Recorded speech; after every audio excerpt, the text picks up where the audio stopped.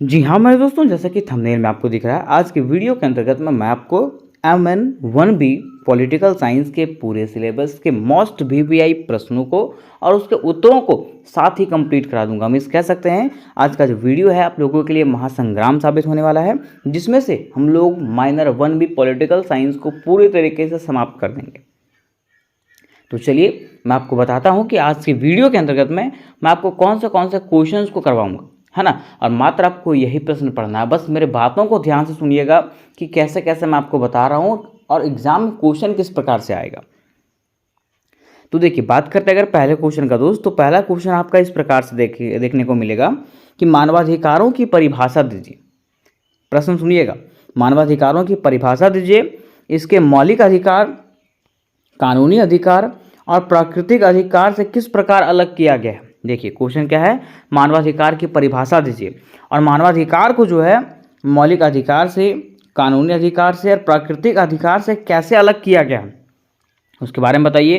Question आपको ऐसे भी पूछ सकता है कि मानवाधिकार क्या है, मानवाधिकार की परिभाषा दीजिए, मानवाधिकार किसे कहते हैं, है ना।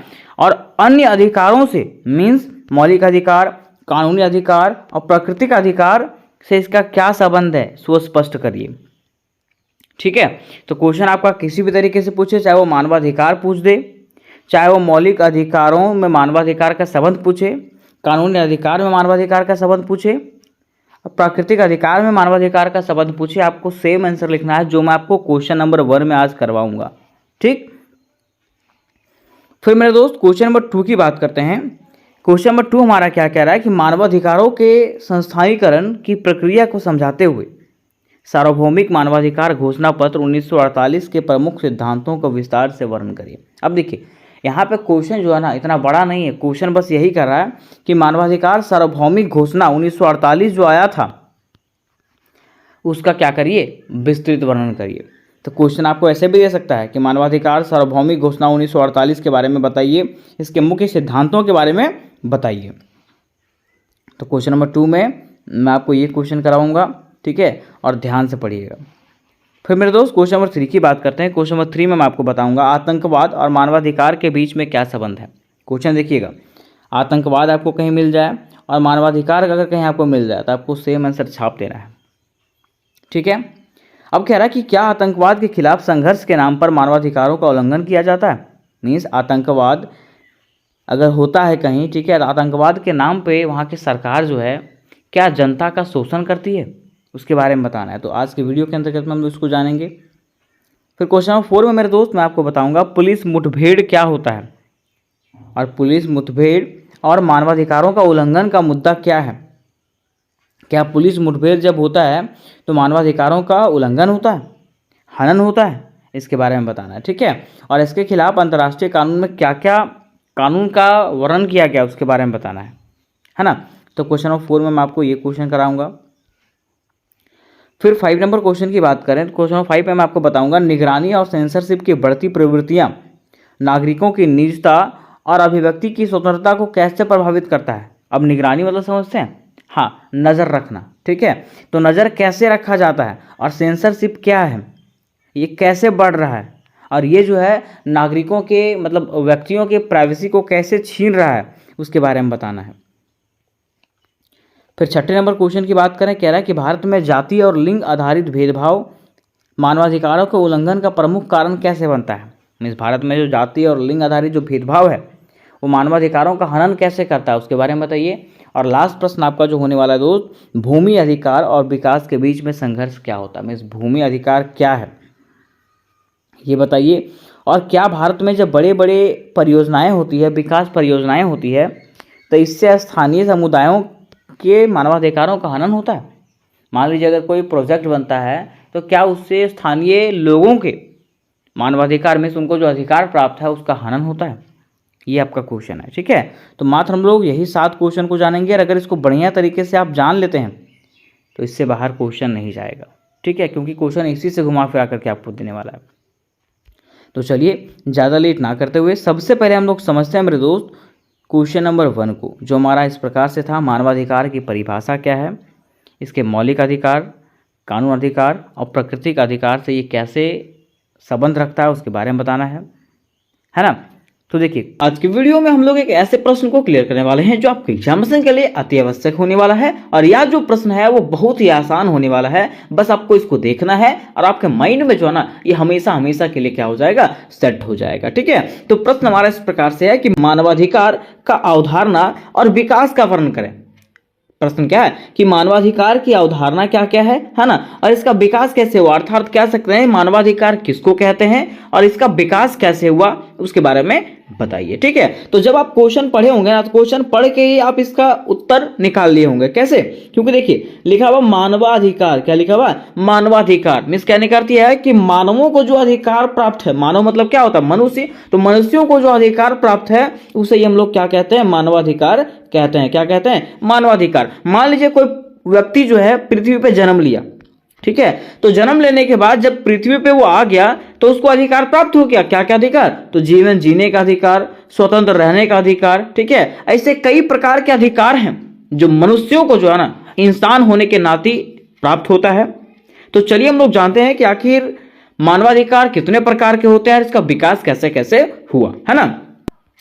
तो सबसे पहले दोस्तों लिखेंगे हम लोग मानवाधिकार का अर्थ। क्या लिखेंगे, मानवाधिकार का अर्थ, और लिखेंगे कि मानवाधिकार जो है ना वो दो शब्दों से मिलकर के बना हुआ। मानवाधिकार जो है दो शब्दों में मिलकर बना हुआ, मानव प्लस अधिकार, जिसमें से मानव का अर्थ तो मनुष्य जाति हो गया और अधिकार का अर्थ होता है हक। ठीक है, जिसको हम लोग अधिकार ही कहते हैं। सीधा समझ लीजिएगा कि कह सकते हैं कि पूरे मानव जाति को इंसान होने के नाते जो अधिकार प्राप्त है उसको हम लोग क्या कहते हैं, मानवाधिकार कहते हैं। क्या कहते हैं, मानवाधिकार। क्या कहा गया कि पूरे मनुष्य जाति को इंसान होने के नाते जो अधिकार प्राप्त है वही अधिकार को जो है हम लोग क्या कहते हैं, तो मानवाधिकार कहते हैं। ठीक है, ये चीज आप समझ गए कि मानवाधिकार किसको कहते हैं। अब देखिए क्वेश्चन में हमारा ऐसे था कि मानवाधिकार की अवधारणा बताइए।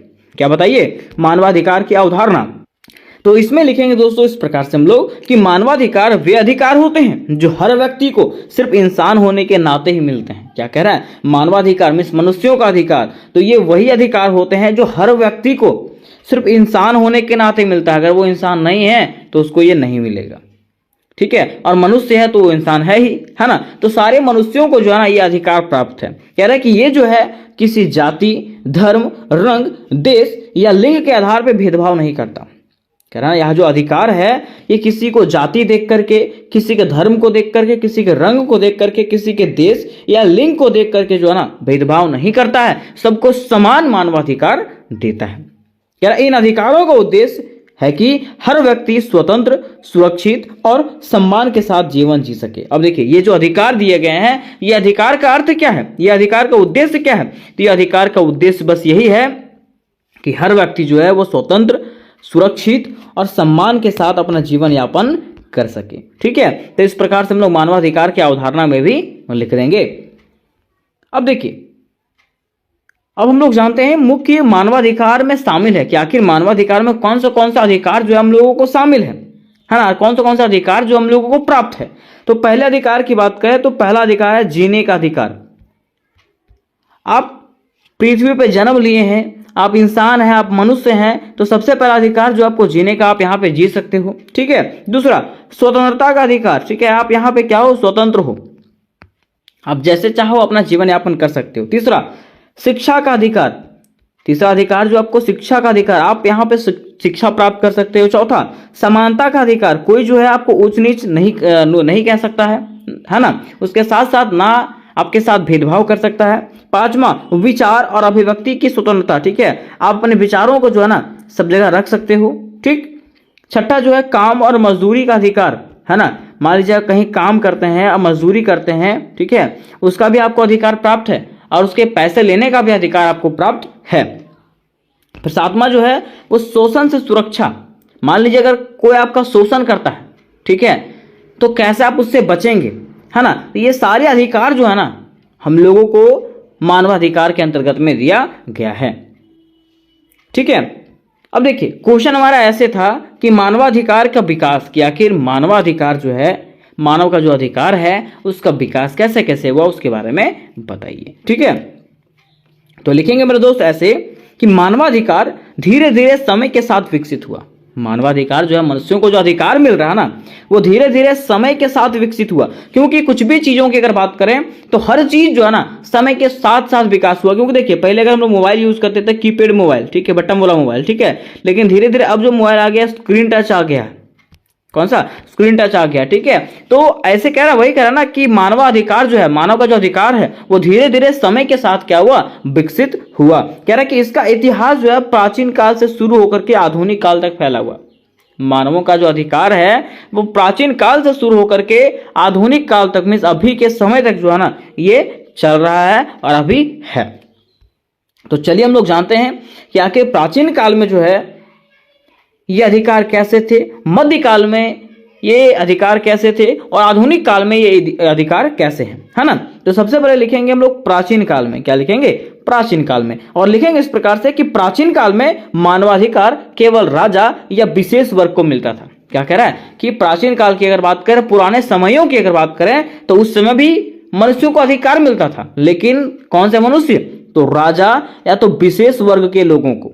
ये भी तो मनुष्य है ना। हाँ, तो कौन से मनुष्य को मिलता था? तो राजा को मिलता था और विशेष वर्ग के लोगों को मिलता था, और आम जनता को जो है ना ये अधिकार मिलता नहीं था।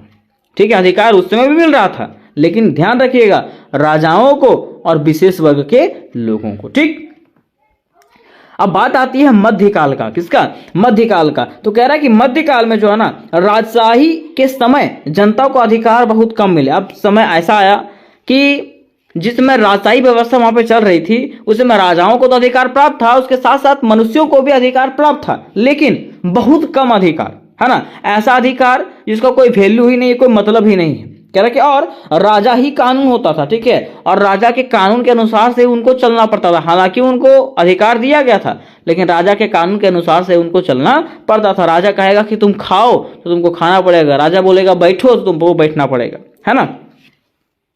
लेकिन हुआ क्या कि धीरे धीरे लोग जो है ना अत्याचार और अन्याय के खिलाफ आवाज उठाने लगे। कब? मध्यकाल में। ठीक है, मैं सीधा समझिएगा मध्यकाल में क्या था। तो मध्यकाल में राजशाही व्यवस्था चल रहा था और उस समय वहां के स्थानीय लोगों को अधिकार तो प्राप्त था, लेकिन बहुत कम अधिकार प्राप्त था। ठीक है, जिसके खिलाफ वहां के लोगों ने क्या किया?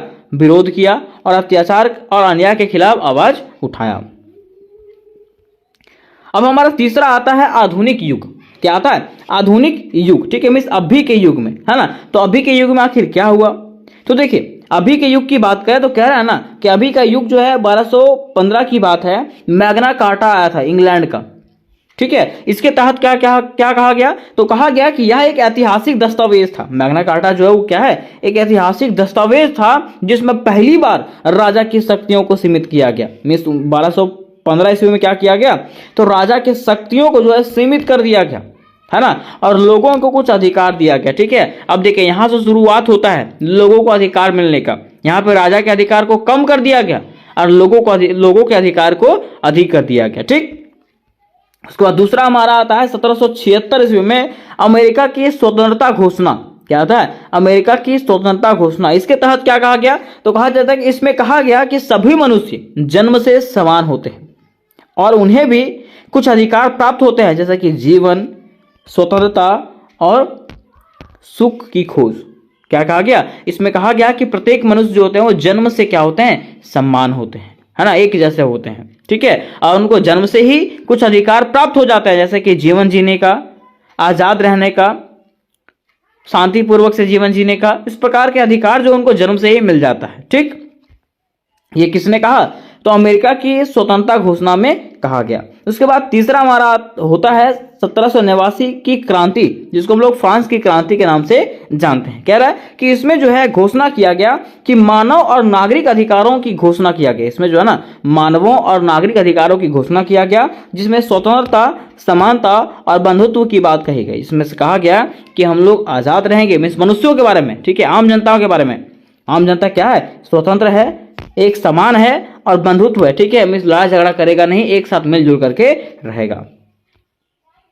फिर चौथा हमारा आता है 1945 में संयुक्त राष्ट्र संघ। ठीक है, अब इसमें कहा गया कि द्वितीय विश्व युद्ध के बाद दुनिया में शांति और मानवाधिकारों की रक्षा के लिए यूएनओ की स्थापना हुई। अब क्या हुआ कि द्वितीय विश्व युद्ध जब हुआ वहां पे, तो द्वितीय विश्व युद्ध के बाद जो है पूरी दुनिया में तहलका मच चुका था, जिसके कारण से मानवों की अधिकार की रक्षा हेतु और दुनिया में शांति व्यवस्था बनाए रखने हेतु क्या हुआ, यूएनओ का स्थापना हुआ था, संयुक्त राष्ट्र संघ का स्थापना हुआ था। फिर उसके बाद 1948 में जो है मानव अधिकारों की सार्वभौमिक घोषणा लाया गया। कब? 1948 में। कह रहा है कि संयुक्त राष्ट्र ने 10 दिसंबर 1948 को 30 अधिकारों की सूची घोषित किया। ये अधिकार देख लीजिएगा, 30 था कि 40 था, इसको थोड़ा सा देख लीजिएगा, ठीक है। लेकिन वही कह रहा है कि संयुक्त राष्ट्र ने क्या किया, 10 दिसंबर 1948 को 30 अधिकारों की सूची घोषित किया जो दुनिया के हर व्यक्ति को समान रूप से प्राप्त है। जो दुनिया के प्रत्येक व्यक्ति को, चाहे वो कोई भी दुनिया में हो, है ना, सभी कोई को जो है एक समान अधिकार प्राप्त है ना, किसके तहत? तो मानव अधिकार की सार्वभौमिक घोषणा के तहत। अब हमारा क्वेश्चन ऐसे था कि बताइए कि भारत में मानवाधिकार का विकास कैसे हुआ। भारत में जो मानवाधिकार है उसका विकास कैसे हुआ? तो कह रहा कि भारत का संविधान 26 जनवरी 1950 को लागू हुआ। कौन सा? भारत का संविधान जो है 26 जनवरी 1950 को लागू हुआ। इसमें मौलिक अधिकारों के रूप में मानव अधिकारों को शामिल किया गया। इसमें से जो है ना मौलिक अधिकारों के रूप में जब 26 जनवरी 1950 को संविधान लागू हुआ तो उसमें मौलिक अधिकार भी दिए गए और मौलिक अधिकारों के रूप में जो है ना मनुष्यों को जो है मानव अधिकार दिया गया, ठीक है। जैसा कि अनुच्छेद 14 से लेकर के 32 तक में समानता का अधिकार, स्वतंत्रता का अधिकार, शिक्षा का अधिकार, शोषण के विरुद्ध अधिकार, और यही अधिकार जो है जो हम लोगों को मौलिक अधिकार में प्राप्त है, इसी को हम लोग क्या कहते हैं? मानवाधिकार कहते हैं, जो दुनिया के प्रत्येक व्यक्तियों को प्राप्त है, ठीक है। कह रहा इसके अलावे भारत में राष्ट्रीय मानवाधिकार आयोग की स्थापना 1993 में हुई जो मानव अधिकारों की रक्षा और संरक्षण के लिए काम करता है। उसके बाद क्या हुआ? तो भारत में जो है राष्ट्रीय मानवाधिकार आयोग की स्थापना हुई जिसको हम लोग NHRC कहते हैं, है ना। इसकी स्थापना कब हुई? 1993 ईस्वी में हुई, जो मनुष्यों के अधिकारों की रक्षा करता है और संरक्षण करता है, ठीक है। अब अंत में बारी आती है इसके निष्कर्ष का, लेकिन निष्कर्ष के पहले मैं आपको बता देना चाहता हूं कि MDC पॉलिटिकल साइंस से रिलेटेड जितने भी प्रश्न हैं सारे के सारे प्रश्न दोस्तों आपको मेरे ही चैनल पे मिलेंगे, बड़े ही आसान शब्दों में मिलेंगे। इसलिए चैनल को सब्सक्राइब कर लें, है ना, और जो भी वीडियोस आते हैं उसको आप लोग लगातार देखें, ठीक है। देखिए बात करते हैं अगर निष्कर्ष का, तो निष्कर्ष में लिखेंगे इस प्रकार से कि मानवाधिकार सबके लिए जरूरी है। अगर मानवाधिकार की बात करें तो मनुष्यों को जो अधिकार प्राप्त है, क्या वो एक आदमी को दे देंगे चल जाएगा? नहीं, ठीक है। अगर एक आदमी को दे देंगे तो सोचेगा अपने आप को बड़ा, बोला हमको तो ये अधिकार प्राप्त है, इसको तो प्राप्त ही नहीं है ना। इसलिए ये अधिकार जो है सभी के लिए जरूरी है ताकि हर व्यक्ति जो है सम्मान से और स्वतंत्र होकर के अपना जीवन जी सके, ठीक है। अगर ये अधिकार सारे व्यक्तियों को प्राप्त नहीं रहेगा ना तो कुछ लोग क्या करेंगे, उसको दबाने का प्रयास करेंगे, है ना। कह रहा इन अधिकारों का विकास लोगों की जागरूकता और संघर्ष का परिणाम है। मीन्स ये जो अधिकार लोगों को प्राप्त हुए हैं, ठीक है, ये जो है लोगों के जागरूकता का परिणाम है और संघर्ष का परिणाम है। मीन्स लोगों के संघर्ष के कारण, लड़ाई के कारण से और लोगों में जो जागरूकता फैली उसके कारण से ये अधिकार प्राप्त है। तो उम्मीद करते हैं मेरे दोस्त कि ये प्रश्न आपको समझ में आया होगा।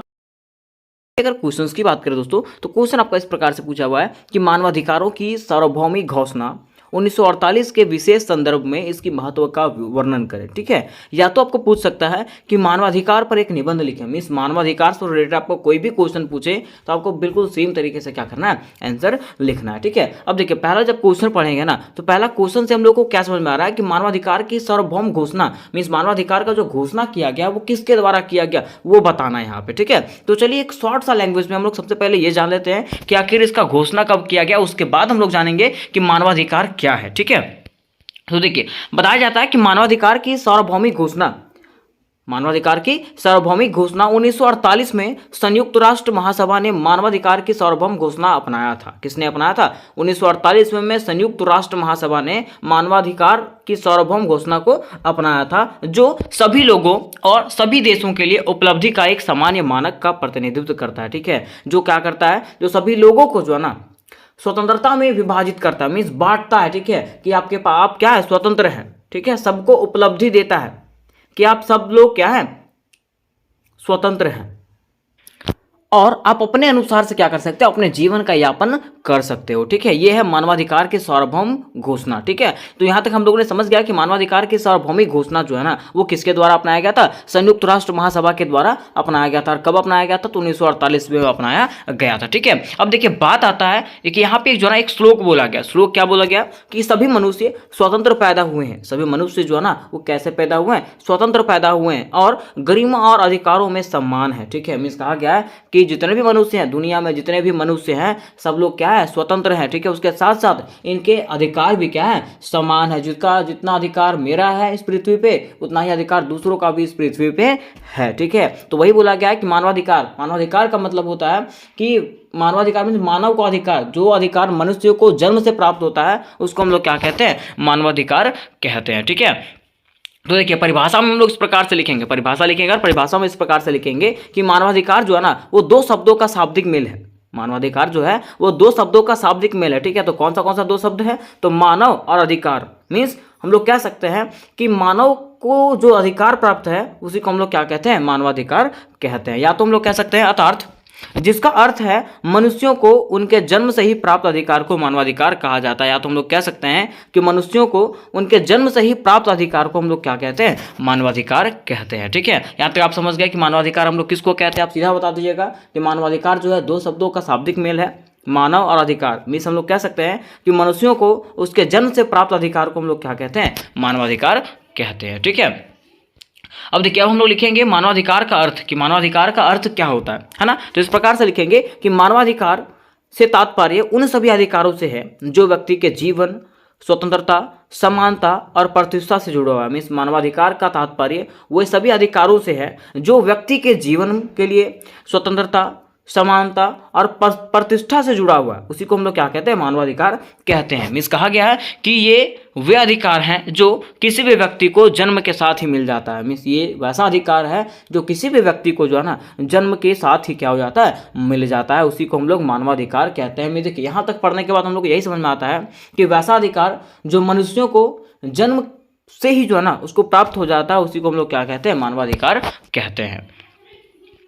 या अथवा में हम लोग बोल सकते हैं कि प्राकृतिक ने कुछ अधिकार मनुष्यों को जन्म से ही प्रदान किए हैं। प्राकृतिक जो है कुछ अधिकार जो है ना मनुष्यों को जन्म से ही प्रदान किया है। ठीक है, अब पृथ्वी पर मौजूद हर व्यक्ति इंसान होने के नाते इन अधिकारों का हकदार है। और पृथ्वी पर जितने भी इंसान मौजूद है, जितने भी व्यक्ति मौजूद हैं, वो इंसान होने के नाते ये अधिकारों पर क्या उसका अधिकार है। ये अधिकार प्रत्येक इंसान को अपने लिंग, जाति, धर्म, राष्ट्र, स्थान, जाति आदि के बंधनों से आज़ाद करता है। ये जो अधिकार होता है वो क्या करता है? प्रत्येक व्यक्ति को जो है ना अपने जाति के आधार पे, अपने धर्म के आधार पे, अपने संस्कृति के आधार पे जो है ना ये सब जो बंधन होता है ये सब बंधनों से मुक्त करता है उसको।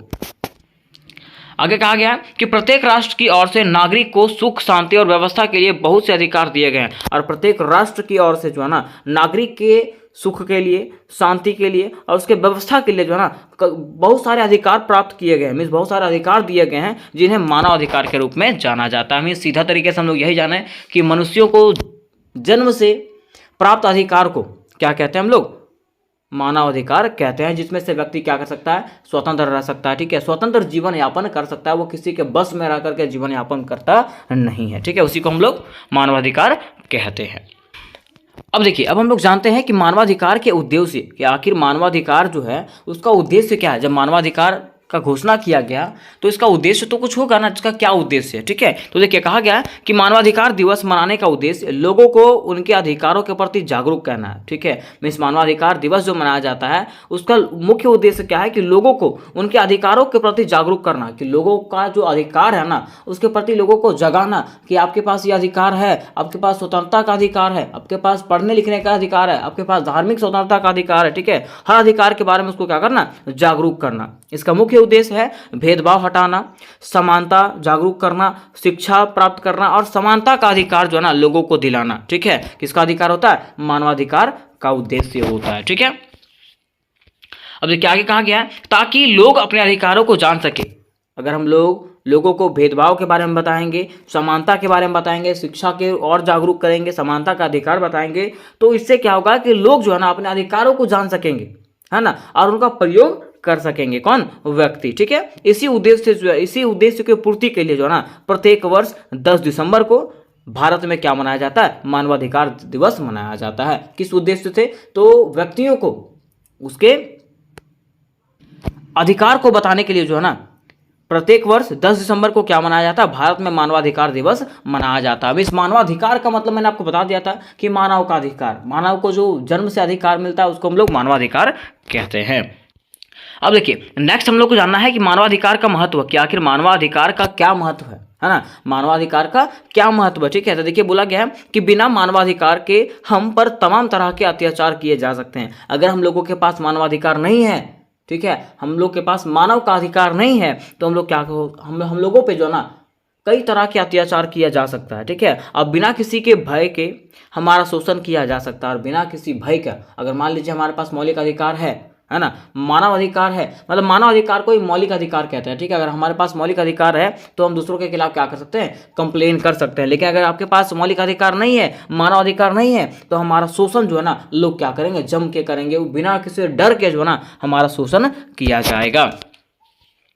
वही बोला गया कि यदि मानव अधिकार ना हो तो हमारा जीवन पशुओं से भी बदतर हो जाएगा, कि यदि हमारे पास जो है ना मानव अधिकार नहीं रहेगा, मीन्स मूल अधिकार नहीं रहेगा, तो हमारा जीवन जो है ना पशुओं से भी क्या हो जाएगा दोस्तों, बदतर हो जाएगा। इसलिए प्रत्येक व्यक्ति को उनके जन्म से ही अधिकार दिए गए हैं, इसलिए प्रत्येक व्यक्ति को जो है ना उनके जन्म से ही क्या दिए गए हैं, अधिकार दिए गए हैं, ताकि वे स्वतंत्र जीवन यापन कर सके। क्यों, ताकि वो अपना स्वतंत्र जीवन यापन कर सके, अपने फैमिली को जो है ना क्या कर सके, अच्छा भोजन दे सके। ठीक है, मतलब अपना जीवन यापन बढ़िया तरीके से कर सके, अपने धर्म को परिवर्तित कर सके। ठीक है, इसलिए जो है ना उन लोगों को क्या दिया गया, मानव अधिकार दिया गया है। ठीक है, अब हम लोग जानते हैं मानवाधिकार के प्रकार, कि मानवाधिकार कितने प्रकार के होते हैं, मानवाधिकार कितने प्रकार के होते हैं। तो देखिए बताया गया है कि मानवाधिकार को दो व्यापक श्रेणियों में विभाजित किया गया, मानवाधिकार को जो है ना दो व्यापक श्रेणियों में विभाजित किया गया है। ये नागरिक और राजनीतिक अधिकार है। ये कौन सा अधिकार है,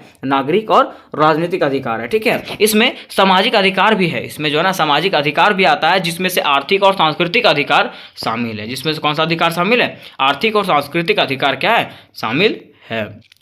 आगे कहा गया कि यहाँ हर व्यक्ति को दिए गए बुनियादी मानवाधिकारों पर विस्तृत जानकारी दिया गया। यहाँ पे जो है ना व्यक्तियों को दिए गए मानवाधिकारों पर विस्तृत जानकारी दिया गया है, जिसका वर्णन निम्नलिखित है। मीन्स जो मानवाधिकार लोगों को दिया गया है उसका वर्णन जो है ना निम्नलिखित रूपों में किया गया। ठीक है, तो चलिए जानते हैं कि क्या क्या अधिकार जो है मनुष्यों को दिया गया। ठीक है, तो देखिए पहला अधिकार है जीवन का अधिकार। पहला अधिकार कौन सा है, जीवन का अधिकार। कहा गया कि पृथ्वी पर रहने वाला हर इंसान को, पृथ्वी पर रहने वाले हर इंसान को जीवित रहने का अधिकार है। क्या है, जीवित रहने का अधिकार है, जीवन जीने का अधिकार है ना। अब प्रत्येक व्यक्ति के पास अपना स्वतंत्र जीवन जीने का जन्मसिद्ध अधिकार है। उसके साथ साथ यहाँ पे जितने भी व्यक्ति हैं, पृथ्वी पे जितने भी व्यक्ति हैं, सबको अपना जीवन जो है ना स्वतंत्र तरीके से जीने का जन्मसिद्ध अधिकार होता है वो। ठीक है, जन्म से ही क्या होता है, उसका अधिकार होता है।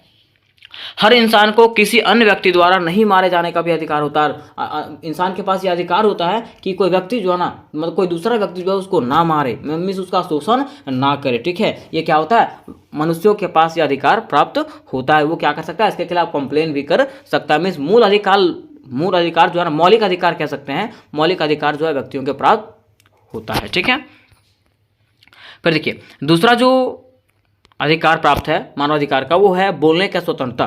क्या है, बोलने की स्वतंत्रता। बोलने की स्वतंत्रता कहने का मतलब है कि हर इंसान जो है ना पृथ्वी पे, हर इंसान क्या है, स्वतंत्र है। अगर मान लीजिए उस पर अत्याचार किया जा रहा है, शोषण किया जा रहा है, तो लोग क्या कर सकते हैं, उसके खिलाफ आवाज़ उठा सकते हैं, है ना। तो वही बोला गया कि हर इंसान को स्वतंत्र रूप से बोलने का और जनता में अपनी राय की आवाज़ उठाने का अधिकार है। हर इंसान को यहाँ पे क्या है, स्वतंत्र रूप से बोलने का अधिकार है और जनता में अपनी राय बांटने की अधिकार प्राप्त है। ठीक है, हालांकि इस अधिकार में कुछ सीमा भी है, लेकिन ये भी कहा गया है कि इस अधिकार में कुछ सीमा भी, ऐसा नहीं कि आपको अधिकार दे दिया गया बोलने का तो आप कुछ भी कर सकते हैं, भ्रष्टाचार फैला सकते हैं, अश्लीलता फैला सकते हैं, ऐसा है क्या, नहीं। इसमें क्या है, कुछ सीमा भी दिया गया। ठीक है, कि आप लोग यही सीमा तक, मतलब ये सीमा से आगे नहीं बढ़ सकते हैं, जैसा कि अश्लीलता, गड़बड़ी और दंगा भड़काना, ये सब चीज़ करना है क्या, ये सब चीज़ करना नहीं है, ये सब की स्वतंत्रता लोगों को नहीं है। ठीक है, फिर देखिए तीसरा जो स्वतंत्रता है वो स्वतंत्रता का अधिकार है। क्या है, स्वतंत्रता का अधिकार। कहा गया है कि संसार का कोई भी प्राणी किसी का गुलाम नहीं बनना चाहता। संसार का कोई भी प्राणी है ना, वो क्या चाहता है कि किसी का गुलाम बन जाए? नहीं, वो किसी का भी गुलाम बनना नहीं चाहता। वो सदैव जो है ना स्वतंत्र जीवन यापन करना चाहता है। वो सदैव चाहता है कि हम लोग क्या करें, अपना जीवन यापन जो है ना स्वतंत्र रूप से करें। ठीक है, स्वतंत्रता एक ऐसा अधिकार है जिसे मनुष्य अपना जन्मसिद्ध अधिकार समझता है। ठीक है, और स्वतंत्रता जो है, आज़ादी जो है, एक ऐसा अधिकार होता है जो मनुष्य अपना क्या समझता है, उसको जन्मसिद्ध अधिकार समझता है। फिर देखिए नेक्स्ट आपका जो चौथा है वो शिक्षा का अधिकार। क्या है? शिक्षा का अधिकार। देखिए शिक्षा जीवन का अनिवार्य अंग बन गया। ठीक है, अगर हम लोग शिक्षा की बात करें तो शिक्षा जो है, एजुकेशन जो है, अभी हमारे जीवन का क्या बन चुका है, एक नेसेसरी अंग बन चुका है, बॉडी बन चुका है ना। शिक्षा के अभाव में मानव जाति का विकास असंभव है। और शिक्षा का अभाव अगर आ गया ना, तो शिक्षा के अभाव से मनुष्य जाति जो है ना, उसका विकास क्या है, संभव है क्या? नहीं, वो असंभव है। ठीक है, शिक्षा प्राप्ति का अधिकार मानव के लिए अनिवार्य है। शिक्षा प्राप्ति का अधिकार जो है ना, मान लीजिए अगर शिक्षा प्राप्त ही नहीं है लोगों को, तो क्या वो लोग बढ़िया ढंग से कार्य कर पाएंगे? नहीं कर पाएंगे। अपने क्षेत्र का विकास कर पाएंगे? नहीं कर पाएंगे। इसलिए लोगों को जो है ना शिक्षा प्राप्ति का अधिकार है। ठीक है, कहा गया है कि शिक्षा से जहां मानव जाति का उन्नति होती है वहीं राष्ट्र का विकास भी होता है। मीन्स शिक्षा से कहा क्या होता है, जहाँ पे मानव जाति के जातिगत उन्नति होती है वहीं पे राष्ट्र का क्या होता है, विकास होता है। किससे? शिक्षा से। ठीक है, आगे कहा गया है कि शिक्षा के द्वारा ही राष्ट्र में जीवन जागरण की ज्योति उत्पन्न होती है और हर राष्ट्र को चाहिए कि शिक्षा के अधिकार में किसी प्रकार के भेदभाव ना करे। ठीक है, मीन्स देखिए ये कहा गया है कि हमारे शिक्षा से ही अगर लोग शिक्षित रहेंगे तो लोग क्या कर सकते हैं, अपने क्षेत्र को ठीक है, और अपने देश को क्या कर सकते हैं, विकसित कर सकते हैं। और ऐसा बताया गया है कि हर क्षेत्र को, हर राष्ट्र को ऐसा चाहिए कि शिक्षा के क्षेत्र में जो है ना किसी भी प्रकार का भेदभाव ना करे और सब नागरिकों को जो है समान रूप से शिक्षा प्राप्ति का अवसर मिलना चाहिए। ठीक है, ये किसने कहा है? तो हम ये व्यक्तियों ने कहा। ठीक है, यहाँ पे मानवाधिकार के घोषणा के तहत कहा गया था। ठीक है, फिर देखिए पांचवा जो अधिकार है मानवाधिकार का, वो कौन सा है? न्याय का अधिकार। क्या है? न्याय का अधिकार। कहा गया, इसके अंतर्गत कहा गया कि मानव अधिकारों का अर्थ मनुष्यों के जीवन के प्रति सकारात्मक बनना है। मानवाधिकार का अर्थ क्या है कि मनुष्यों के जीवन के प्रति सकारात्मक बनना है। ठीक है, बनाना है। अतः जीवन में न्याय मिलना भी अति अनिवार्य है। मान लीजिए अगर आप कोई गलत काम किए, ठीक है, या तो आप सही हैं लेकिन आपको पकड़ के ले गया गया, ठीक है, पुलिस ले गया पकड़ के, ठीक है, अगर आप सही है ना तो आपके साथ क्या होना चाहिए? न्याय होना चाहिए। लेकिन कभी कभी क्या होता है कि अगर आप सही भी हैं फिर भी आपको क्या किया जाता है? सजा दिया जाता है। ठीक है, तो ऐसा नहीं होना चाहिए, है ना। लोगों को जो है ना न्याय का अधिकार होना चाहिए। क्या होना चाहिए? न्याय का अधिकार होना चाहिए और सकारात्मक न्याय मिलना चाहिए। ऐसा नहीं कि गलत न्याय दिया जाए। सो ठीक है, लोगों को क्या मिलना चाहिए? सकारात्मक न्याय मिलना चाहिए। ठीक है, तो वही कहा गया कि मानव अधिकारों का अर्थ मनुष्य जीवन के प्रति सकारात्मक बनना है। अतः जीवन में न्याय मिलना भी अति अनिवार्य है। ठीक है, न्याय में किसी के साथ पक्षपात नहीं होना चाहिए। न्याय में जो है ना किसी के साथ भेदभाव नहीं होना चाहिए और न्याय के क्षेत्र में पक्षपात करने वाले को राष्ट्र या सरकार की ओर से दंड मिलना चाहिए। ठीक है, और न्याय में जो गड़बड़ी करता है उन लोगों को जो है ना सरकार के तरफ से जो है ना क्या करना चाहिए? उसको दंड देना चाहिए। और न्याय जो है शीघ्र तथा सस्ता मिलना चाहिए। ठीक है, और न्याय जो है ना वो कैसा मिलना चाहिए? तुरंत मिलना चाहिए और सस्ता मिलना चाहिए। ऐसा नहीं कि वो पैसों पे बिक जाए। सो पैसा पे बिकना चाहिए क्या? नहीं बिकना चाहिए। ठीक है,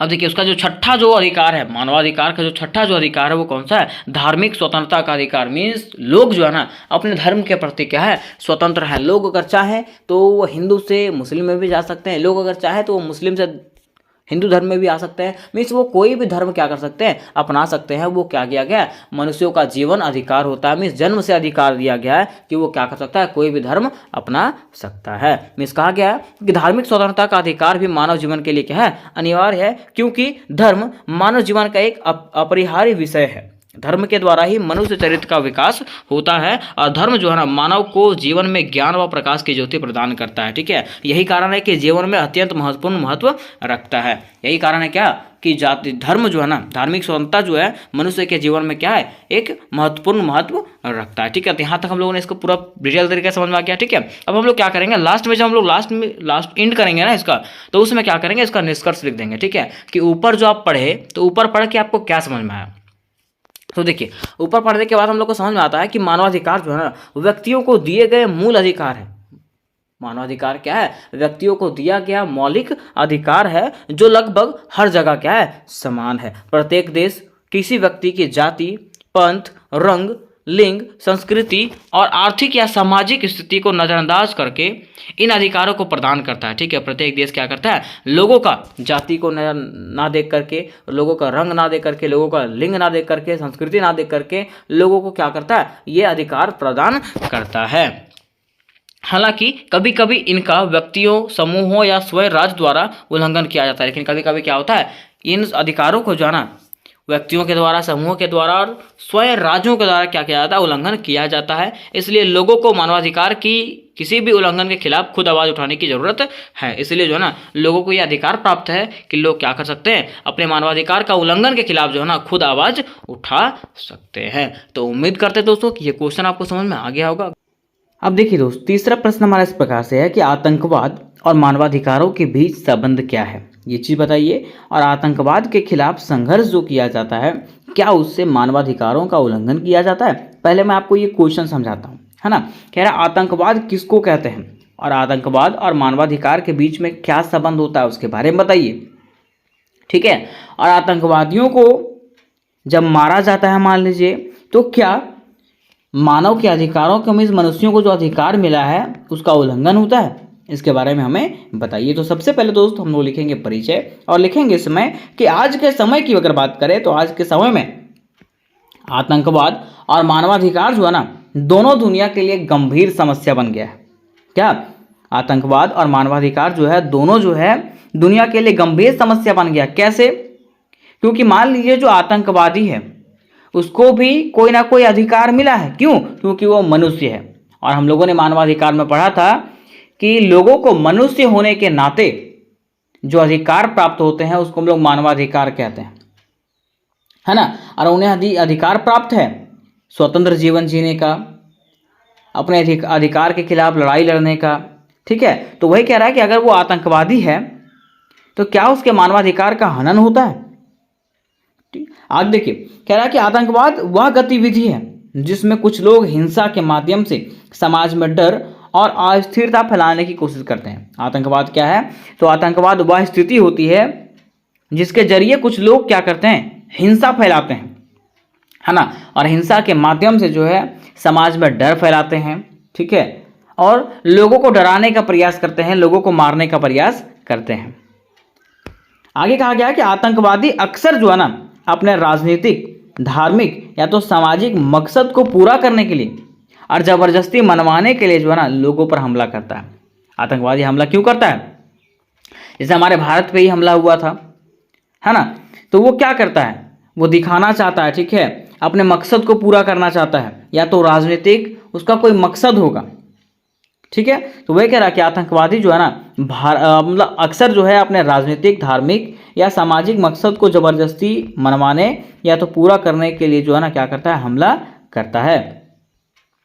इसमें बम विस्फोट, अपहरण, गोलीबारी जैसे घटनाएं शामिल होती है। किसमें? तो आतंकवादियों में। ठीक है, आगे कह रहा है कि आतंकवाद का मानवाधिकार पर प्रभाव क्या, कि आतंकवाद जो है उसका मानवाधिकार पर क्या प्रभाव पड़ता है। तो कह रहा है कि जब भी आतंकवादी हमला होता है तो सबसे पहले इंसान का जीवन का अधिकार छीन जाता है। सही बात कह रहा है कि जब भी आतंकवादी हमला होता है तो कोई भी इंसान का जो है ना क्या होता है, आतंक मतलब वो जो उसका अधिकार मिला है, जीवन का जो अधिकार मिला है वो छीन जाता है।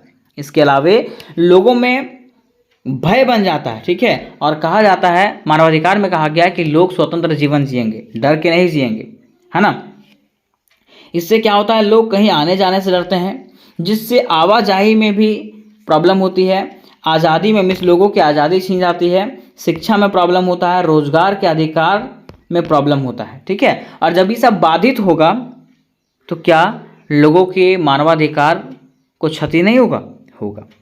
इस प्रकार जो है मानवाधिकार क्या करती है, मतलब इस प्रकार आतंकवाद जो है हमारे मानवाधिकार को सीधे तरीके से नुकसान पहुंचाता है। मैं सीधा समझिएगा कि जब मान लीजिए आतंकवादी हमला करता है, तो आतंकवादी अगर हमला करेगा तो क्या आप स्वतंत्र रूप से जीवन जी पाएंगे? नहीं।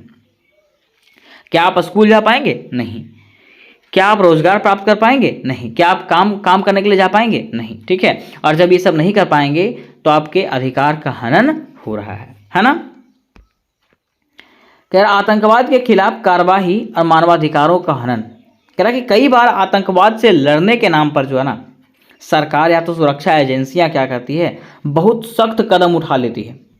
क्या करती है, बहुत ज़्यादा सख्त कदम उठा लेती है, जैसे कि बिना सबूत किसी को गिरफ्तार कर लेना, दूसरा थर्ड डिग्री टॉर्चर करना उनको, है ना, और तीसरा फर्जी मुठभेड़ में मार देना। ठीक है, मतलब देखिए ऐसे होता ना कि हाँ आतंकवादी दिख गया मार दो उसको, और बता दिया जाना कि हाँ वो लड़ाई कर रहा था, वो हमको मारने का प्रयास कर रहा था, मार दिया जाता है। ठीक है, कह रहा है किसी एक धर्म या समुदाय को शक की नज़र से देखना, है ना, और पांचवा ये सभी कार्य जो है सीधे मानवाधिकारों का उल्लंघन करता है। ठीक है, और ये सब जब कार्य होते हैं तो इससे क्या होता है, लोगों का जो मानवाधिकार मिला है, लोगों को जो अधिकार मिला है उसका हनन होता है। ठीक है, आगे कह रहा है कानून और संवैधानिक व्यवस्था क्या कहती है। आखिर कानून जो है ना क्या कहती है, आतंकवादियों को मारना चाहिए कि नहीं मारना चाहिए, क्या करना चाहिए, है ना। तो कह रहा है कि भारतीय संविधान के अनुच्छेद 21 कहता है कि हर व्यक्ति को जीवन और व्यक्तिगत स्वतंत्रता का अधिकार है, चाहे वो आतंकवादी ही क्यों ना हो। कह रहा है इसके अलावा संयुक्त राष्ट्र मानवाधिकार घोषणा पत्र UDHR भी कहता है कि हर इंसान को न्याय, सुरक्षा और गरिमा के साथ जीवन जीने का हक है, चाहे वो आरोपी ही क्यों ना हो। ये किसने कहा, तो संयुक्त राष्ट्र में ने भी कहा था, है ना। और जब संयुक्त राष्ट्र ने ऐसा कहा तो आप समझिए चाहे वो चोर हो, डकैत हो, चाहे वो आतंकवादी ही क्यों ना हो, लेकिन उसे भी क्या मिला है, मानवाधिकार मिला है। ठीक है, और उसको अपने अधिकारों को पूर्ति करने का पूरा पूरा हक है। तो यहाँ तो दोस्तों हम लोगों ने ये क्वेश्चन को समाप्त किया।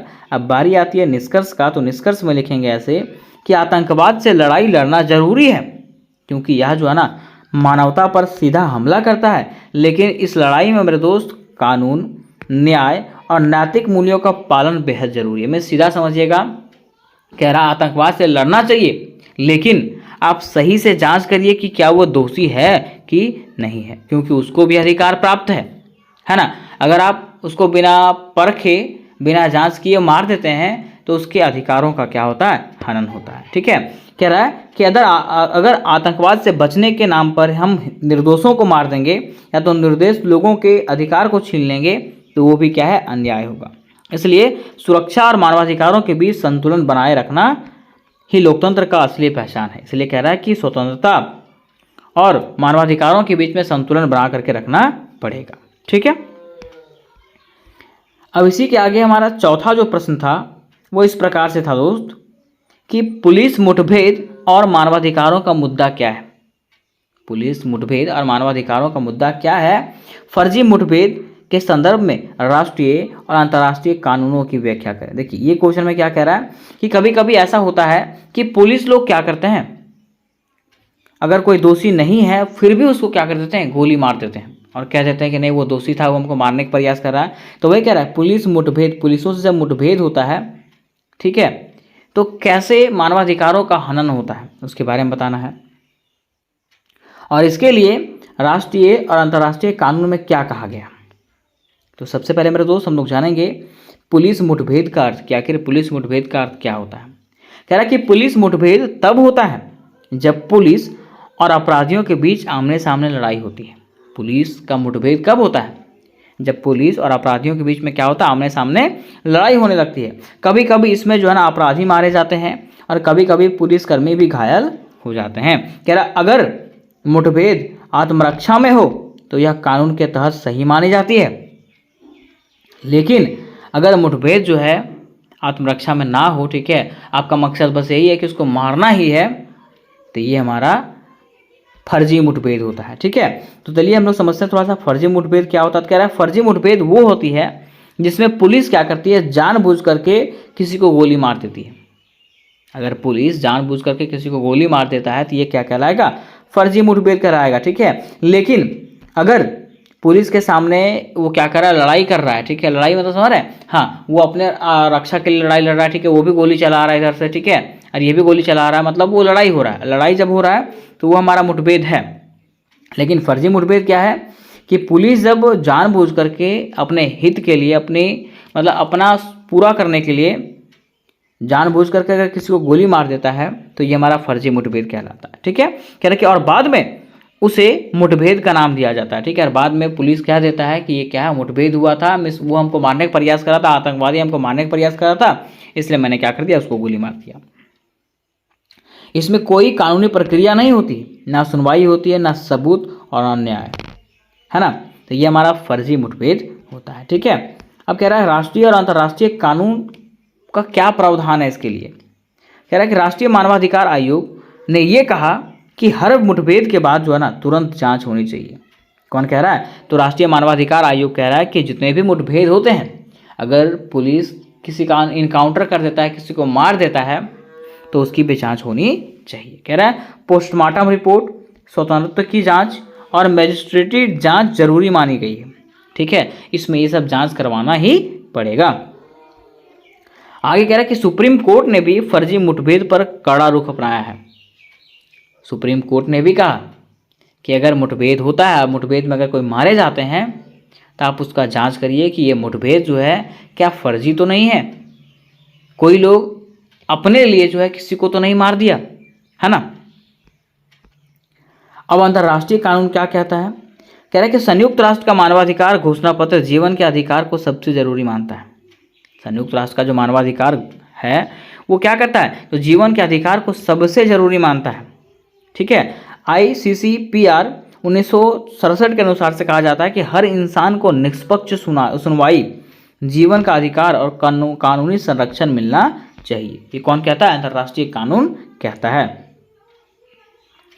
फिर कह रहा है कि फर्जी मुठभेड़ को अंतर्राष्ट्रीय मंचों पर मानवता के खिलाफ अपराध माना जाता है। मीन्स फर्जी जो मुठभेड़ होते हैं उसको अंतर्राष्ट्रीय मंच पर जो है मानवाधिकार के खिलाफ अपराध माना जाता है, क्योंकि इसमें क्या होता है, मनुष्यों के अधिकार को छीना जाता है, मनुष्यों के अधिकार का जो है ना हनन होता है। ठीक है, अब कह रहा है इसके दुष्परिणाम, अगर फर्जी मुठभेड़ होता है तो उसके दुष्परिणाम क्या क्या होते हैं। तो फर्जी मुठभेड़ में मेरे दोस्त निर्दोष लोगों की जानें चली जाती है, क्योंकि कभी कभी ऐसे भी पुलिस वाले होते हैं जो अपने दुश्मनी को निकालने के लिए, ठीक है, मान लीजिए अगर उससे दुश्मनी होगा तो अपने दुश्मनी को निकालने के लिए जो है ना मार देते हैं। ठीक है, और कह देते हैं कि ऐसे वो हमको मारने का प्रयास कर रहा था, भागने का प्रयास कर रहा था, जो भी है वो बोल देते हैं। ठीक, आगे कह रहा है कि इससे जो है ना न्याय व्यवस्था पर लोगों का विश्वास जो है धीरे धीरे कम होने लगता है और पुलिस की छवि जो है धीरे धीरे क्या होने लगती है, खराब होने लगता है। ठीक है, तो ये इसके दुष्परिणाम हैं। उसके साथ साथ ये भी है कि लोकतंत्र और मानवाधिकार जो है इससे कमजोर पड़ने लगता है। ठीक है, तो यहाँ तक मेरे दोस्तों हम लोगों ने ये क्वेश्चनों को समाप्त कर लिया। अब बारी आती है निष्कर्ष का। तो निष्कर्ष में लिखेंगे इस प्रकार से कि पुलिस का काम कानून के अनुसार से अपराध रोकना है, ना कि खुद फैसला सुना करके सजा देना। वही कह रहा है कि पुलिस का काम होता है किसके अनुसार से, तो कानून के अनुसार से अपराध को रोकना, ऐसा नहीं कि अपने अनुसार से जैसे मन करे वैसे करना, है ना। कह रहा है कि मुठभेड़ अगर आत्मरक्षा में हो तो सही है, लेकिन अगर यह फर्जी हो तो यह लोकतंत्र और मानवाधिकार दोनों के खिलाफ है। क्या कह रहा है कि अगर मुठभेड़ होता है और मुठभेड़ में अगर आत्मरक्षा के लिए मुठभेड़ होता है, ठीक है, तो ये बिल्कुल सही है, लेकिन अगर ये फर्जी है तो इससे जो है लोकतंत्र और मानवाधिकारों दोनों का जो है क्या होता है, हनन होता है। इसलिए हर मुठभेड़ की निष्पक्ष जांच, जवाबदेही और न्याय जरूरी है ताकि कानून का राज बना रहे। क्या कह रहा है, इसलिए हर मुठभेड़ की जांच जो है ना होनी चाहिए, जवाबदेही होनी चाहिए कि आप कैसे उसको मारें, क्यों मारें, और न्याय जो है होना चाहिए ताकि कानून का जो है राज बना रहे। ठीक है, लोगों को जो है कानून पे विश्वास बना रहे। अब मेरे दोस्त इसका पांचवा जो प्रश्न है वो इस प्रकार से है कि निगरानी और सेंसरशिप की बढ़ती प्रवृत्तियों नागरिकों की निजता और अभिव्यक्ति की स्वतंत्रता को कैसे प्रभावित करता है। अब देखिए क्वेश्चन आपका क्या कह रहा है कि निगरानी मीन्स आप लोग जानते होंगे कि हम लोग बहुत सारे ऑनलाइन प्लेटफॉर्म चलाते हैं, व्हाट्सएप चलाते हैं, फेसबुक चलाते हैं, ठीक है, बहुत सारे ऑनलाइन प्लेटफॉर्म चलाते हैं, लेकिन ये सारे प्लेटफॉर्मों पे हम लोग जो मैसेज करते हैं, ठीक है, वो सबका ध्यान जो है सरकार रखती है। ठीक है, और कुछ चीज़ें ऐसी है जिस पे सरकार रोक लगा देती है ना। जैसे मान लीजिए कि आप अगर किसी के खिलाफ कोई पोस्ट डालते हैं इंस्टाग्राम में या तो कहीं भी, तो वो डिलीट हो जाता है या तो आपके खिलाफ कार्रवाई किया जाता है। ठीक है, तो इससे जो है ना लोगों की आज़ादी कैसे छीन रही है उसके बारे में बताइए। तो सही बात है, मान लीजिए अगर आप किसी के डाटा को एनालाइज कर रहे हैं, ठीक है, मैं अपने सोशल मीडिया में कुछ अपलोड कर रहा हूँ, ठीक है, उसको आप पढ़ रहे हैं, ठीक है, और उस पर कार्रवाई कर रहे हैं, या तो मेरे चैट्स को आप सीक्रेटली पढ़ रहे हैं, मेरे बातों को सुन रहे हैं, तो ये क्या है, हमारे आज़ादी को छीन रहा है ना। तो वही हम लोग जानते हैं। ठीक है, देखिए यहाँ पे कह रहा है, सबसे पहले समझेंगे निगरानी का अर्थ। कह रहा है निगरानी का अर्थ है, निगरानी का मतलब होता है किसी व्यक्ति, समूह या गतिविधियों पर नजर रखना। मीन्स आज के डिजिटल युग में सरकार और कंपनियां जो है ना, कैमरों, मोबाइल डेटा, सोशल मीडिया और इंटरनेट एक्टिविटी के जरिए जो है ना, आम लोगों की निगरानी करती है, आम लोगों के बातों को सुनती है, आम लोगों के चैट्स को पढ़ती है। हम लोग सोचते हैं ना कि व्हाट्सएप पे जो हम लोग चैट करते हैं, जो इंस्टाग्राम पे चैट करते हैं, वो कहीं फैलेगा नहीं, लेकिन आप गलत हैं। ठीक है, वही कंपनी का मालिक और सरकार जो है आपके सारे डाटा को एनालाइज कर रहा है। कह रहा है अब सेंसरशिप क्या है, क्योंकि क्वेश्चन में ये भी पूछा सेंसरशिप, है ना। तो सेंसरशिप क्या है, तो कह रहा है कि सेंसरशिप का मतलब है कि किसी विचार, सूचना, फिल्म, किताब या सोशल मीडिया के पोस्ट को छिपाना, हटाना या रोक देना। मान लीजिए अगर आप किसी चीज़ के खिलाफ सोशल मीडिया पर पोस्ट किए, ठीक है, जो गलत है, मतलब गलत के खिलाफ आपने क्या किया, पोस्ट किया, और सरकार जो उसको डिलीट कर दे रही है, इसका मतलब उस पर रोक लगाया जा रहा है। ठीक है, कह रहा है कि अक्सर सरकार या संस्था इसे सुरक्षा या सामाजिक शांति के नाम पर करती है। इससे हमारा क्या होता है, जैसे मान लीजिए मैंने तो अपने अनुसार से किया, मैं अपने अनुसार से चैट करूंगा, ठीक है, मैं अपने अनुसार से फोटो अपलोड करूंगा, लेकिन इसमें क्या कर रही है सरकार, हमारे बातों को सुन रही है, हमारी चीज़ों को डिलीट कर दे रही है, इससे हमारा आज़ादी जो है वो छीन रहा है। ठीक है, कह रहा है कि निजता का अधिकार क्या, प्राइवेसी का अधिकार क्या होता है, तो निजता का मतलब होता है इंसान की व्यक्तिगत जानकारी, है ना, बातचीत और जीवन में बिना इजाज़त कोई दखल ना हो। ठीक है, क्योंकि इंसान के कई जानकारियां होती हैं, कुछ बातचीत भी होते हैं।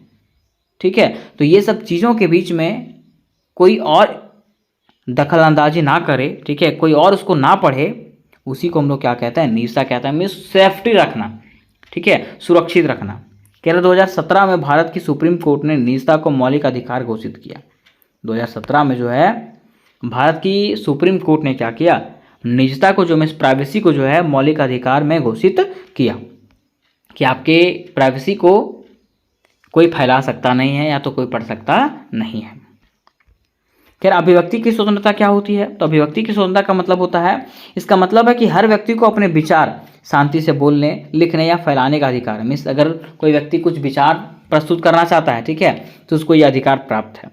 यह अधिकार भारतीय संविधान के अनुच्छेद 19 में दिया गया। ठीक है, और यह जो अधिकार है ना, लोगों को भारतीय संविधान के अनुच्छेद 19 के तहत दिया गया है। लेकिन यहाँ पे कह रहा है निगरानी में खतरे। मान लीजिए अगर सरकार आपके चैट्स पे निगरानी रखती है तो इससे क्या खतरा है, तो कह रहा है कि सरकार या कंपनियां अगर हर समय नागरिकों के बातों, जगहों या इंटरनेट इस्तेमाल करने पर नज़र रखे तो इससे लोग जो है डरने लगते हैं। ठीक है, मान लीजिए आपको कोई कह देगा कि आपका व्हाट्सएप के डाटा को हैक किया गया है, ठीक है, आपके व्हाट्सएप के डाटा को कोई पढ़ रहा है, तो क्या आप उस पर चैट करोगे? आपका अपना व्यक्ति भी कुछ होगा, अगर आप कुछ पर्सनली बात भी करना चाहते होगे तो क्या आप कर पाओगे? नहीं कर पाओगे, है ना। इससे जो है सोचने, बोलने और सवाल उठाने की आज़ादी जो है वो कमज़ोर होने लगती है। ठीक है, आपको डर लगने लगेगा कि हम कुछ क्या कहें, मतलब कुछ ऐसा ना कह दें जिससे हमको प्रॉब्लम होने लगे, है ना। जैसे कि कोई सरकार के विरोध में कुछ लिखने से डरता है क्योंकि फ़ोन या सोशल मीडिया की निगरानी हो रही है।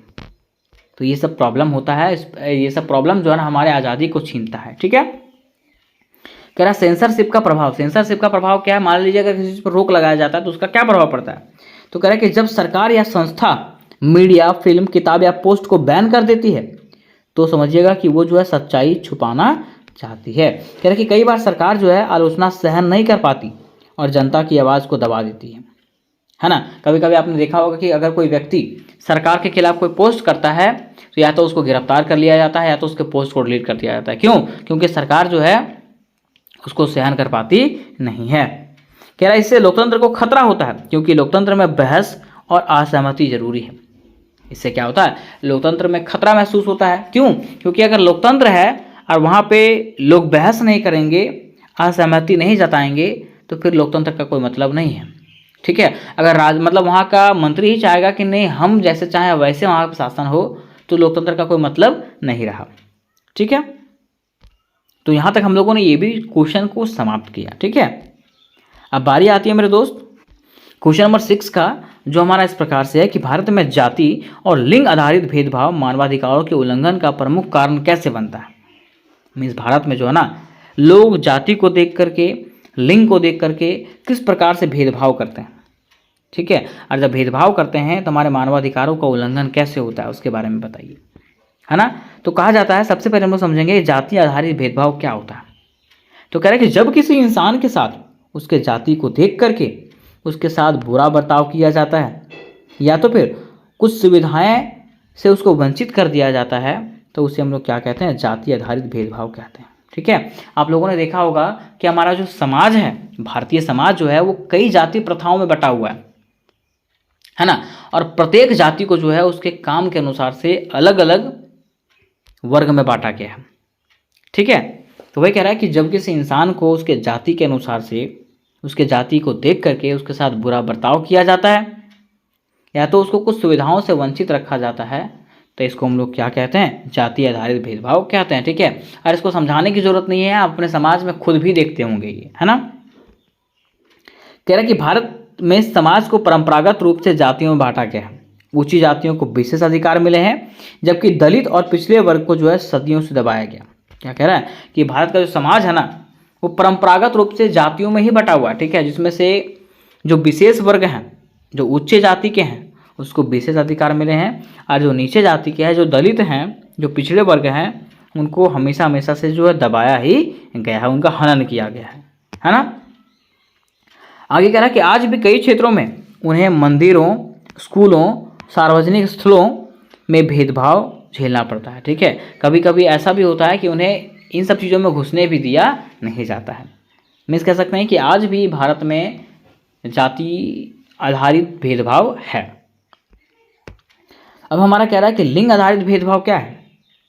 तो कह रहा है कि लिंग आधारित भेदभाव की अगर बात करें तो लिंग आधारित भेदभाव का मतलब होता है कि किसी व्यक्ति के साथ केवल उसके लिंग यानी महिला है या पुरुष, ठीक है, उसके आधार पे अगर उसके साथ व्यवहार गलत व्यवहार किया जाता है, अन्यायपूर्ण व्यवहार किया जाता है तो इसी को हम लोग क्या कहते हैं, लिंग आधारित भेदभाव कहते हैं। मीन्स उसको देख करके कि वो महिला है कि पुरुष, भेदभाव करना ही लिंग आधारित भेदभाव कहलाता है। आसान शब्दों में इसको समझिएगा कि जब किसी महिला या पुरुष को सिर्फ इसलिए कम समझा जाए, उसके अधिकार छीना जाए या तो उसके साथ गलत व्यवहार किया जाए क्योंकि वह स्त्री है या तो पुरुष है तो उसको हम लोग क्या कहते हैं, लिंग आधारित भेदभाव कहते हैं। ठीक है। आप लोगों ने देखा होगा कि कभी जब ट्रेन या बस की बात होती है ना, तो वहाँ पे जब सीट खाली नहीं होता है, जब यहाँ पे पुरुष बैठा हुआ होता है तो लोगों को ऐसा लगता है कि नहीं वहाँ पे लेडीज़ को बैठने देना चाहिए। ठीक है। तो कभी कभी ऐसा होता है कि उसको देख करके लगता है कि वहाँ पे लेडीज़ का ही सीट होना चाहिए। या तो कभी देखिएगा कि अगर कोई बस उसमें कोई ट्रैवल कर रहा होता है, ठीक है, और गलती से अगर मतलब बॉयज़ लोग का हाथ वगैरह अगर गर्ल्स लोग पे टच हो जाता है तो लोगों का नज़रिया ऐसा होता है कि लोग सोचता है कि नहीं गलती यहाँ पे लड़का का ही है और वो ज़बरदस्ती जो है उसको टच करने का प्रयास करता है ना। जबकि ऐसा नेचुरल होता है। कभी कभी गाड़ी में भी ऐसा प्रॉब्लम आ जाता है कि झटका लेने के बाद थोड़ा बहुत इधर उधर हो जाता है। ठीक है। तो वही कह रहा है कि जब उसके नस्ल को देख करके, उसके लिंग को देख करके कि वो स्त्री है कि पुरुष है और उसके अनुसार से भेदभाव किया जाता है, उसी को हम लोग क्या कहते हैं, तो लिंग आधारित भेदभाव कहते हैं। ठीक है। क्या उदाहरण कि किसी लड़की को पढ़ाई से रोक देना, सिर्फ लड़कों को स्कूल भेजना। ठीक है। पहले की अगर बात करें तो पहले क्या होता था, लड़कों को पढ़ाया जाता था, लड़कियों को पढ़ाई नहीं किया जाता था, मतलब पढ़ने के लिए दे दिया नहीं जाता था। ठीक है। क्या है दूसरा कि किसी महिला को पुरुष के बराबर वेतन ना देना। आप ये भी देखे होंगे कि अगर कोई महिला कहीं काम करती है और वही सेम जगह अगर कोई पुरुष कहीं काम करता है, ठीक है, तो पुरुष का वेतन अधिक और महिलाओं का वेतन कम मिलता है जबकि दोनों एक ही काम कर रहे हैं, है ना। तो ये हमारा लिंग आधारित भेदभाव है। अब देखिए कह रहा है कि मानवाधिकारों के उल्लंघन का प्रमुख कारण, ये प्रमुख कारण कैसे बन रहा है, ठीक है, इससे जो है हमारा मानवाधिकार का उल्लंघन कैसे हो रहा है। तो कह रहा है कि भारत में जाति और लिंग आधारित भेदभाव लोगों के समान अवसर, सम्मान और अधिकारों से वंचित कर देता है। ठीक है। मीन्स भारत में जो जाति और लिंग आधारित भेदभाव है ना, ये लोगों के अधिकारों का क्या करता है, हनन करता है। ठीक है। कह रहा है जो कि मानवाधिकारों का सीधा उल्लंघन है और इससे क्या हो रहा है, हमारे मानवाधिकारों का मीन्स हमारे अधिकारों का जो है ना उल्लंघन होता है। कह रहा है कि ये भेदभाव समाज में असमानता, अन्याय और शोषण को बढ़ावा देता है। और ये जो भेदभाव है ना, ये क्या करता है, हमारे समाज में जो है असमानता फैलाता है, अन्याय फैलाता है और शोषण को बढ़ावा देता है। इसका विस्तृत वर्णन जो है दोस्त निम्नलिखित रूपों में किया गया है। ठीक है, तो इसका विस्तृत वर्णन क्या है? तो देखिए, पहला हमारा है जाति का भेदभाव, मीन्स जैसे दलितों के साथ गलत व्यवहार करना। ठीक है, दूसरा कारण है लड़का लड़की में फ़र्क करना। ठीक है, लड़कियों को कम अधिकार देना। तीसरा कह रहा है गरीबी, लोग गरीबी को देख करके भी जो है ना भेदभाव करते हैं। वही कह रहा है कि गरीबों को सही शिक्षा और इलाज नहीं मिलना। चौथा, धर्म के नाम पर भेदभाव, धर्म के नाम पर भी भेदभाव होता है। कह रहा है कि किसी धर्म के लोगों को परेशान करना, है ना। या तो पांचवा कह रहा है सरकारी सिस्टम की लापरवाही, मीन्स कानून होते हुए भी सही न्याय नहीं मिलना। ठीक है, ये सब जो है हमारा लिंग आधारित भेदभाव है, इससे हमारा मानवाधिकार का हनन होता है। तो निष्कर्ष में मेरे दोस्त ऐसे लिखेंगे कि जाति और लिंग आधारित भेदभाव भारत में आज भी एक गंभीर समस्या है, और यह केवल सामाजिक नहीं बल्कि मानवाधिकारों का मसला है।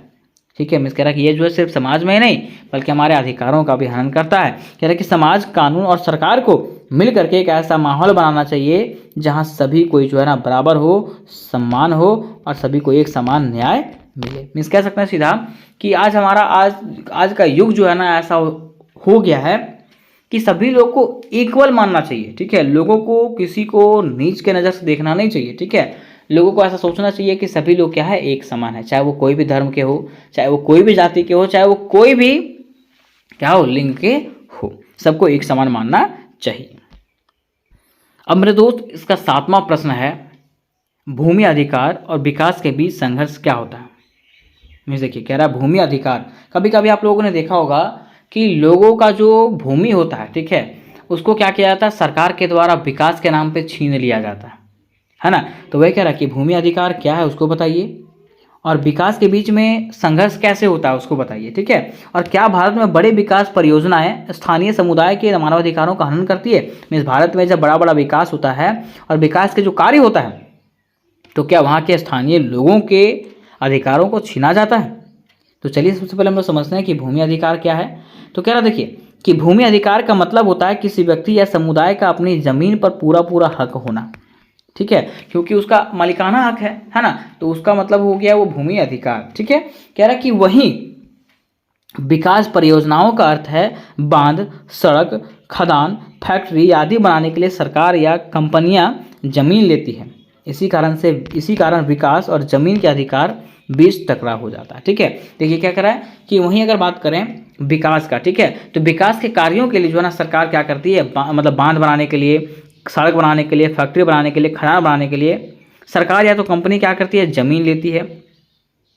ठीक है, और जब जमीन लेती है तो इससे जो है ना विकास और जमीन के अधिकार के बीच में क्या होता है, टकराव होता है। कभी कभी होता क्या है कि सरकार और कंपनियां क्या करती है, लोगों के जमीन को छीन लेती है उससे, इससे उनका अधिकार भी छीन जाता है। तो वही कह रहा है संघर्ष कैसे होता है, तो कई बार लोगों की जमीन जो है ना जबरदस्ती या तो बिना पूछे ले लिया जाता है। दूसरा, पूरा मुआवजा नहीं मिलता, बहुत देर से मिलता है। ठीक है, कभी कभी आपने देखा होगा कि अगर आपका रोड पे ज़मीन है और वहाँ पे रोड बन रहा होता है तो आपका ज़मीन तो ले लिया जाता है। ठीक है, और ज़मीन लेने के बाद आपको पूरा पैसा नहीं मिलता है या तो बहुत देरी से पैसा मिलता है। ठीक, तीसरा कह रहा है कि जिन लोगों की ज़मीन जाती है उन्हें नई जगह बसने की ठीक व्यवस्था नहीं मिलती। ठीक है, मान लीजिए आप अगर किसी का ज़मीन ले रहे हैं तो ज़मीन लेने का मतलब क्या है कि उसको अगर वहाँ पे घर बनाया हुआ है, ठीक है, तो या तो उसको आप घर बना के दीजिए, या तो पैसा दीजिए, या तो बढ़िया ज़मीन दीजिए उसको, लेकिन ऐसा होता नहीं है। कह रहा कि किसान और आदिवासी लोग अपने रोज़गार और जीवन शैली खो देते हैं, और इससे क्या होता है, मान लीजिए रोज़गार मतलब क्या बोलते हैं, फैक्ट्री बनाने के लिए, सड़क बनाने के लिए अगर आप वहाँ के लोगों के ज़मीनों को छीन लेंगे तो वहाँ के लोग जो है बेरोज़गार हो जाएंगे और अपने जीवन शैली को खो देंगे। ठीक है, वो लोग रहेंगे कहाँ फिर। ठीक है, पांचवा कह रहा है कि उनकी संस्कृति और पहचान भी धीरे धीरे मिटने लगती है, क्योंकि आज के युग की अगर बात करें तो आज का युग में जो है ना विकास इतनी तेज़ी से हो रहा है कि पर्यावरण का भी ध्यान रखा नहीं जा रहा, संस्कृति का भी ध्यान रखा नहीं जा रहा, तो इससे जो हमारा संस्कृति और पहचान भी धीरे धीरे छीनता जा रहा है। कह रहा है कि क्या इससे मानवाधिकारों का उल्लंघन होता है, क्या इससे हमारा जो मानवाधिकार प्राप्त है हम लोगों को, क्या उसको छीना जाता है। तो हाँ, इससे हमारे मानवाधिकारों का क्या होता है, उल्लंघन होता है, क्योंकि इसके कारण जो है लोगों को सम्मान से जीने का अधिकार नहीं मिलता। दूसरा, स्वतंत्र रोजगार नहीं मिलता, घर नहीं मिलता, और ज़िंदगी जो है ना इन लोगों के छीन जाती है। तो इससे हमारा मानवाधिकार हनन हो रहा है कि नहीं, हाँ हो रहा है। तीसरा कह रहा है कि बच्चों की शिक्षा बाधित होती है, इलाज और भविष्य को भी प्रभावित होता है ये। ठीक है, चौथा कह रहा है आदिवासी और गरीब लोग सबसे ज़्यादा पीड़ित होते हैं इससे। तो कह सकते हैं कि इससे जो है हमारा मानवाधिकार छीना जाता है। उदाहरण के तौर पे अगर देखें मेरे दोस्त, तो भारत में उदाहरण कहा गया है कि नर्मदा बांध परियोजना, ठीक है, जब नर्मदा बांध परियोजना बनाया गया था तो इससे जो है ना लाखों लोग क्या हो गए थे, बेघर हो गए थे, उनको घर से निकाल दिया गया था, मतलब उनके घर, उनके ज़मीन को छीन लिया गया था, ठीक है। फिर कह रहा है कि खनन परियोजनाओं के कारण झारखंड, उड़ीसा और छत्तीसगढ़ में आदिवासी समुदाय की जमीन छीनी गई। यानी झारखंड, उड़ीसा और छत्तीसगढ़ के कई ऐसे क्षेत्र हैं जहाँ पे खनन कार्य के लिए, है ना, क्या छीना गया, उनके ज़मीनों को छीन लिया गया था, ठीक है। तो मैं सीधा कह सकते हैं कि आप विकास करिए लेकिन लोगों को भी देखते हुए विकास करिए। तो अंत में वही कहा गया मेरे दोस्त कि विकास जरूरी है, लेकिन अगर यह लोगों की ज़मीन, घर और अधिकार छीन करके होता है तो यह क्या है, अन्याय है। विकास ऐसा होना चाहिए जो लोगों के अधिकारों का सम्मान करे और सबको साथ लेकर के चले, ठीक है। तो उम्मीद करते हैं मेरे दोस्त कि ये प्रश्न आपको समझ में आया होगा। और यहाँ तक हम लोगों ने माइनर पॉलिटिकल के पूरे सिलेबस को ख़त्म किया। अब इसके आगे आपका कौन सा सब्जेक्ट है वो मुझे कमेंट करके ज़रूर बताइएगा ताकि मैं उसकी तैयारी आपको करवा सकूँ।